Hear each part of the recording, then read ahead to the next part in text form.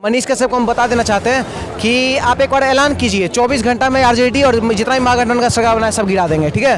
क्योंकि बिहार का युवा जागृत है और जो भी आज के डेट में बिहार में जो ये माइक जो लेके घूम रहे हैं ना, जो भी पत्रकारिता सीखे वो मनीष कश्यप का ही देना है। क्योंकि बिहार में आज बहुत पत्रकार है, हर गली गली आपको पत्रकार मिलेगा। तो छपरा में राजपूत नरसंहार हुआ है, उस पर तेजस्वी यादव का कोई बयान नहीं।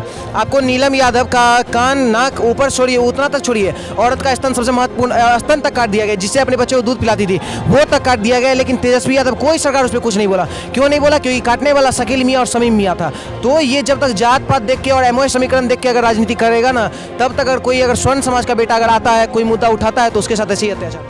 नमस्कार, आप देख रहे हैं एससीसी पॉलिटिकल। आज हम बात करेंगे बिहार के, जो कि मनीष कश्यप बहुत बड़ा चेहरा बिहार के, उनको गिरफ्तार कर लिया गया। उन पर आरोप है कि उन्होंने तमिलनाडु वाले केस में अफवाहें फैलाई, जिसकी वजह से बिहार पुलिस ने एफआईआर दर्ज किया, उनको गिरफ्तार कर लिया गया। तो क्या लगता है किस तरह से आप केस को देखते हैं? देखिए, आप जो सेंटेंस बोले मनीष कश्यप का गिरफ्तारी, मनीष कश्यप का गिरफ्तारी नहीं हुआ है, ठीक है। वो त्रिपुरारी तिवारी का गिरफ्तारी हुआ है। जो तिवारी जी का नाम खुल के देने वाले हैं आरजेडी के कार्यकर्ता, ठीक है।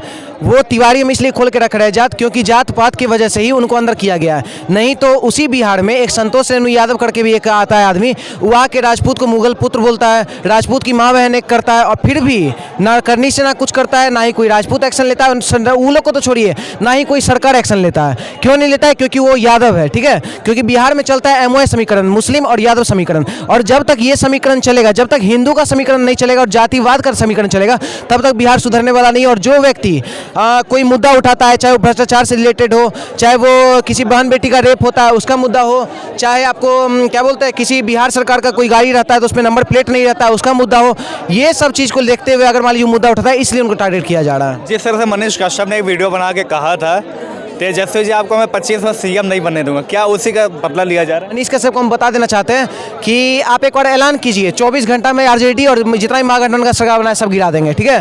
क्योंकि बिहार का युवा जागृत है और जो भी आज के डेट में बिहार में जो ये माइक जो लेके घूम रहे हैं ना, जो भी पत्रकारिता सीखे वो मनीष कश्यप का ही देना है। क्योंकि बिहार में आज बहुत पत्रकार है, हर गली गली आपको पत्रकार मिलेगा। वो हम एक ही बात जानते हैं, सच तक न्यूज़ से पहले, मनीष कश्यप से पहले वो न्यूज़ वाले कहाँ थे, वो पत्रकार कहाँ थे जो डिजिटल मीडिया के नाम पर आए हुए हैं? ये सब पत्रकार खुद आए हुए मनीष कश्यप के नाम पे आते हैं और जातिवाद फैलाते हैं, यादव भूमियार राजपूत यही सब करते हैं। आपको छपरा में राजपूत नरसंहार हुआ है, उस पर तेजस्वी यादव का कोई बयान नहीं।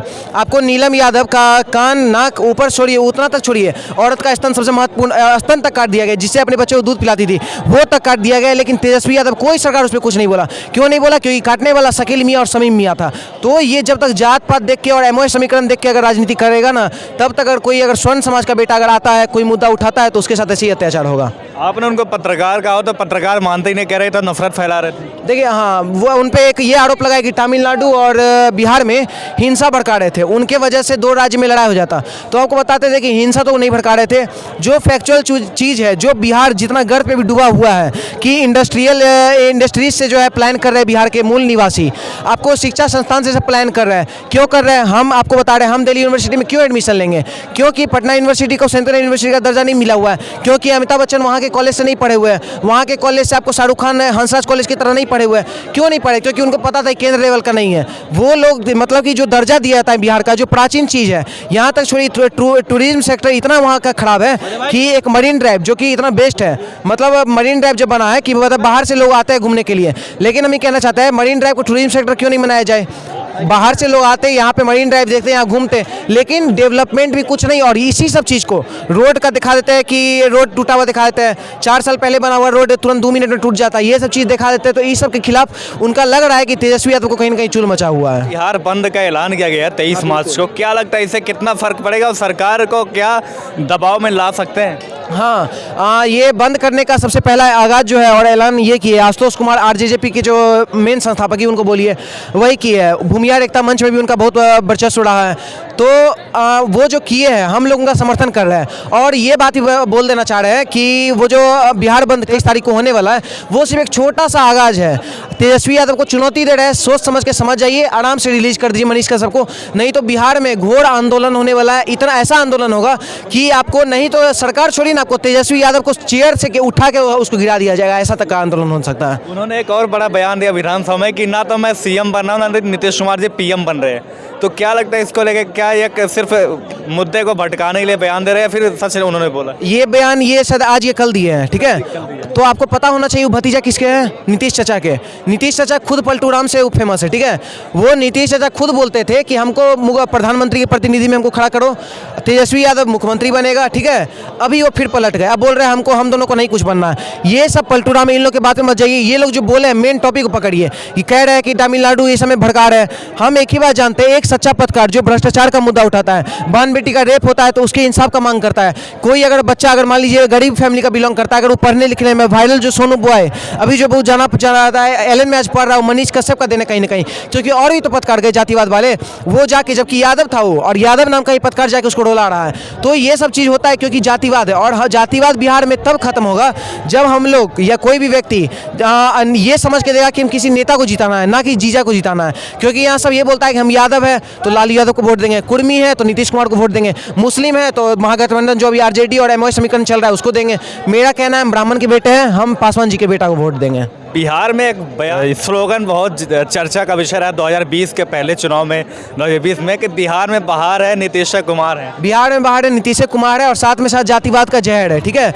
ये जहर इतना घोला गया है, जंगल राज पहले भी था, ठीक है। उस जंगल राज में क्या होता था, एकदम मारा मारी। ये जो रणवीर सेना का आप सुने होंगे नाम, रणवीर सेना क्यों बना था? रणवीर सेना इसीलिए बना था कि जो भी मतलब कि जितना भूमियार को मारा गया था, वो चाहे यादव के द्वारा हो या कोई भी, यादव हम नहीं बोलेंगे क्योंकि रियल यादव नहीं मारा था, वो लालू यादव के राज में जो भी उकसाए हुए जो प्रतिनिधि थे वो सब जाके भूमियार को इतना परेशान किए, इतना उसकी बहन बेटी का बलात्कार किए, जिस वजह से एक मतलब कि आर्मी में रहने वाला व्यक्ति आके, जिसका नाम बिंदु सिंह था, वो व्यक्ति आके एक रणवीर सेना क्रिएट कर दिया। ब्रह्मेश्वर मुखिया को मानने वाले बहुत सारे लोग बिहार में, क्यों ना माने भाई? एक ब्रह्मेश्वर मुखिया ही अगर उस टाइम नहीं ना आते तो भूमियार आज बसता भी नहीं, बिहार का बता रहे हैं। तो ये जातिवाद इस लहर में भी बढ़ रहा है बिहार में कि छपरा में राजपूत नरसंहार हो जाता है, 13-20 लाख राजपूत मरता है, हजारों की संख्या में मरता है। आपको बता दें कि यादव को मार दिया जाता है, उसके बाद क्या बोलते हैं, ब्राह्मण को मारा जाता है, दलित को मारा जाता है, जात जात पूछ के।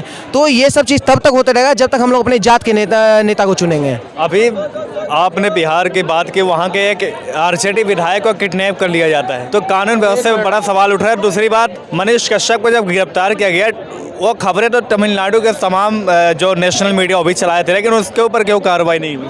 देखिए गिरफ्तार, ये अपहरण इस सब का नहीं बोलिए, गिरफ्तार का नहीं हमको पता, क्योंकि उन लोग का सरकार है, वो जान के अपने आप कुछ करता है, ठीक है। नुपुर शर्मा का मैटर आया था, उसमें भी कितना हिंदू को अंदर डाला था, ठीक है।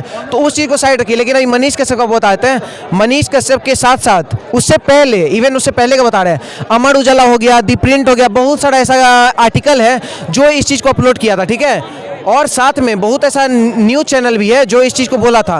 और साथ ही साथ जो मतलब कि ज़्यादा ये क्या बोलते हैं, जो बड़े बड़े बिहार के सरकार को तो आप छोड़िए, जो उच्च लेवल पे जो मतलब कि केंद्र लेवल पे जो गवर्नमेंट है, वो भी इस चीज़ का विरोध किया था कि तमिलनाडु में रियल में घटना हो रहा है। उन लोग पे कोई कार्रवाई नहीं हुआ। पता है क्यों? क्योंकि वो लोग बहुत पावरफुल व्यक्ति है। मनीष कश्यप के अकाउंट में पता है कितना पैसा मिला है? 42 लाख।